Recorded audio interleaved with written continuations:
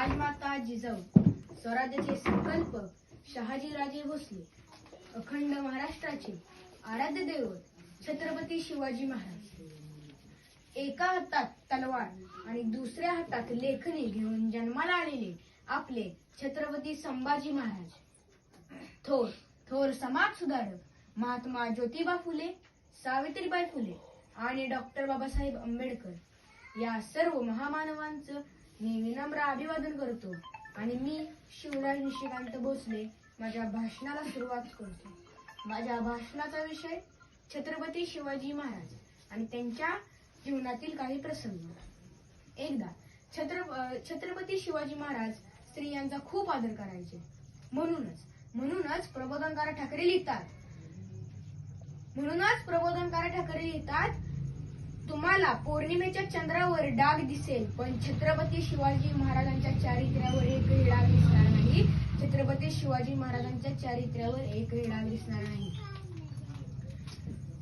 छत्रपती शिवाजी महाराज कर्नाटकच्या मोहिमेवरून परत कर्नाटकमध्ये महाराष्ट्रात येत असताना तिथे एक छोटस गाव लागायचं, बेलवाडी। त्या गावाचं नाव बेलवाडी असं होतं।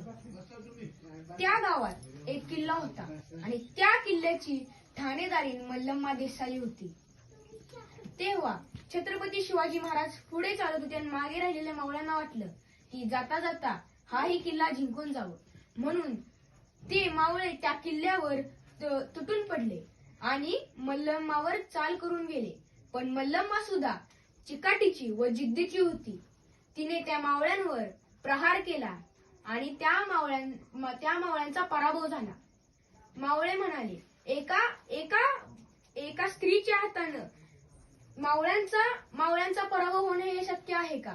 म्हणून छत्रपती शिवाजी महाराजांनी अनेक मावळे तिकडे पाठवले। तेव्हा मावळ्यांनी जास्त सैन्य गोळा केलं आणि तिकडे गेले। तेव्हा मात्र मल्लम्माचा पराभव झाला आणि मावळ्यांनी ठरवलं की मल्लम्माला न्यायचं आणि राजांसमोर दरबारात उभं करायचं। मल्लम्मा आत गेली आणि तिच्या तान्ह्या बाळाला घेऊन बाहेर आली। जेव्हा तिला राजांसमोर उभं करण्यात आलं तेव्हा मल्लम्माला वाटलं, जसा प्रत्येक राजा आपल्या गुन्हेगाराला शिक्षा देतो आणि मारून टाकतो, तसा हाही राजा मला व माझ्या बाळाला शिक्षा देऊन मारून टाकेल। ती मल्लम्मा राजांसमोर गेली आणि म्हणाली, राजे, मी तुमची गुन्हेगार आहे, तुम्हाला काय शिक्षा द्यायची ती मला द्या, माझ्या बाळाला काय करू नका। तेव्हा राजांनी स्मित हास्य केलं आणि तिथल्या मावळ्याला खुणवलं। तेव्हा तो मावळा आत गेला आणि दुधाची वाटी घेऊन बाहेर आला। छत्रपती शिवाजी महाराजांनी त्या मल्लम्माच्या बाळाला आपल्या मांडीवर घेतलं आणि त्या चमच्याने त्या बाळाला दूध पाजलं। तेव्हा राजे म्हणले की हा जो आमच्या मांडीवर दिसत आहे ना, अरे हा जो आमच्या मांडीवर दिसत आहे तो आमचा भाचा आहे, म्हणजेच तुम्ही आमच्या भगिनी झाला। अरे कोणता राजा असा आहे की आपल्या भगिनीचं राज्य बळकावून घेतो? तेव्हा राजे मावळ्यांवर नजर फिरवतात आणि म्हणतात, अरे बहिणीचं राज्य घ्यायचं नसतं तर बहिणीला राज्य द्यायचं असतं। अरे बहिणीचं राज्य घ्यायचं नसतं तर बहिणीला राज्य द्यायचं असतं।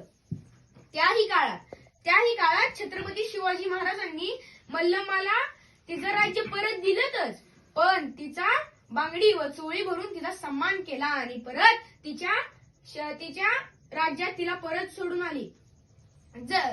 जसे मावळे शिवाजी महाराजांवर जीव लावायचे तसे राजे सुद्धा महाराजांवर जीव लावायचे। एकदा भाऊबीजीला हंबीरराव मोहिते ओवाळून झाल्यानंतर आपल्या बहिणीला सोयराबाईंना म्हणतात की तुम्हाला काय मागायचे ती मागा, तुमचा भाव आज तुम्हाला द्यायला तयार आहे, काय पाहिजे ती द्यायला तयार आहे। तेव्हा हंबीरराव मोहिते थोडा विचार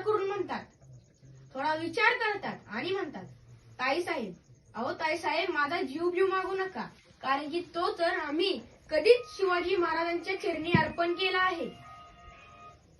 तो कवीच आम्ही शिवाजी महाराजांच्या चरणी अर्पण केला आहे. एकदा लढाई झाल्यानंतर लढाईत जखमी झालेल्या व मरण पावलेल्या मावळ्यांच्या घरी चौकशी करण्यासाठी राजे जातात. तेव्हा एक मावळा त्यांना तिकडे जाताना दिसतो. तेव्हा त्याच्या हाताला एक गंभीर दुखापत झाली होती आणि राजे त्या मावळ्यापाशी जातात आणि म्हणतात, खूप खूप दुखतंय का? खूप वेदना होत आहेत का? तेव्हा तो मावळा म्हणतो, अहो राज, ह्या जखमाचं काय नाही व, पण समोर राजा आली ती, पण मला ह्या हाताने मुजरा करता येणार, त्याचं लय वाईट वाटतंय. एकदा अफजल खान प्रतापगडच्या पायथ्याशी ठाण मांडून बसला होता की त्यानं फरमान काढलं होतं की जो कोणी शिवाजीला मदत करेल त्याची वतनं हिसकावून घेतली जातील, जमिनी उद्ध्वस्त केली जातील आणि त्यांचे कोणी वंशज मागे राहणार नाहीत. तेव्हा ही बातमी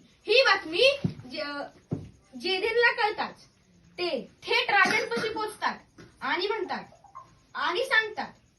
तेव्हा राजे म्हणतात, तुम्ही आमच्यासाठी तुमच्या पोराबाळांचा जीव धोक्यात घालू नका. आणि तेव्हा ते जाताना त्यांच्या वतनातली 4-5 पोरं सुद्धा घेऊन जातात आणि ते म्हणतात, वतनाचं काय? वतनाचं हो का, हे घातलं आई